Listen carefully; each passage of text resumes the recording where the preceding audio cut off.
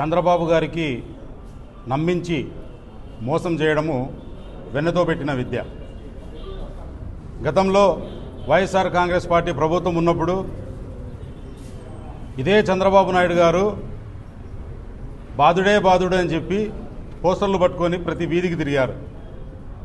ఇదే తెలుగుదేశం నాయకులు మీ భవిష్యత్తుకు గ్యారెంటీ బాబు గారి షూరిటీ అని చెప్పి తిరిగారు.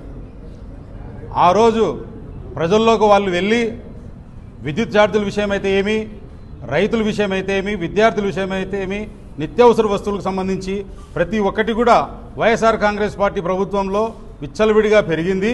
మా ప్రభుత్వం వస్తానే తగ్గిస్తామన్నారు, సంపద సృష్టించి ఇవన్నీ తగ్గిస్తామన్నారు.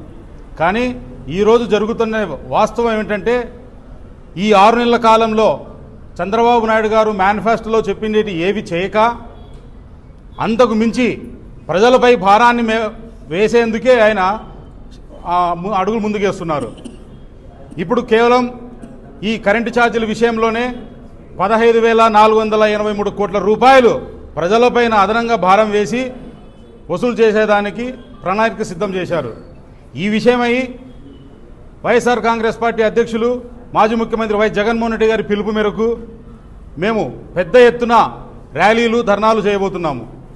ప్రజలు గమనించాలి, గతం వైఎస్ఆర్ కాంగ్రెస్ పార్టీలో మీకు ఏ విధంగా సంక్షేమం అందింది, ఈరోజు చంద్రబాబు నాయుడు గారు వచ్చిన 7 నెలల్లో ఏ విధంగా ఈ రాష్ట్రం పరిస్థితి ఉంది, మీ జీవన విధానంలో కూడా ఎటువంటి ఏం కోల్పోయారనేది కూడా ఈ ప్రజలు కూడా గమనిస్తున్నారు. నేను ఈ మాట ఎందుకంటున్నానంటే గతంలో ఎలక్షన్లకు వెళ్ళేటప్పుడు విచ్చలవిడిగా హామీ ఇచ్చారు. ఆ రోజు బాబు గారికి తెలీదా రాష్ట్ర ఆర్థిక పరిస్థితి తెలీదా? ఈరోజు కొత్తగా వచ్చి ఆయన రాష్ట్ర ఆర్థిక పరిస్థితి బాగలేదు కాబట్టి అన్నీ డిలే చేస్తబోతున్నామని చెప్పి చెప్తున్నారు. కానీ హామీ ఇచ్చేటప్పుడు ఏమైంది? మీరు 14 ఏళ్ళు ముఖ్యమంత్రిగా చేసిన వ్యక్తి, అనుభవం ఉండే వ్యక్తి, రాష్ట్రంలో కరెంటుకి ఏ విధంగా సర్చార్జెస్ ఉన్నాయి, అదేవిధంగా విద్యార్థులకు ఏం చేయాలి అని ప్రతి ఒక్కరికి తెలుసు. అదేవిధంగా మహిళలకు ఉచిత బస్సు అన్నారు, మా ప్రభుత్వం వస్తానే ఏర్పాటు చేస్తామన్నారు.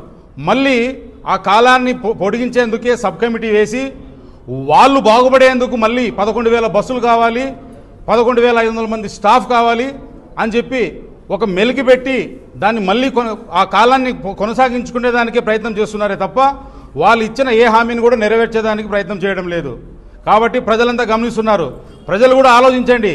వైఎస్ జగన్మోహన్ రెడ్డి గారి ప్రభుత్వం ఉన్నప్పుడు ఏ విధంగా మీకు క్యాలెండర్ చెప్పి సంక్షేమం అందిస్తున్న ప్రభుత్వం వైఎస్ఆర్ కాంగ్రెస్ పార్టీ ప్రభుత్వం. ఈరోజు చెప్పి మోసం చేసే ప్రభుత్వం ఏదైనా ఉందంటే కూటమి ప్రభుత్వం. కాబట్టి ప్రజలకందరికీ మా ఒకటే విజ్ఞప్తి, మాతో పాటు మీకోసం మేము పోరాడుతున్నాం, మాతో పాటు మీరు కూడా అడుగు కలపండి. ఈ నెల 27వ తారీఖు జరగబోయే విద్యుత్ పోరుబాటలో పాల్గొని ఈ కార్యక్రమాన్ని జయప్రదం చేయాల్సిందిగా కోరుతున్నాను.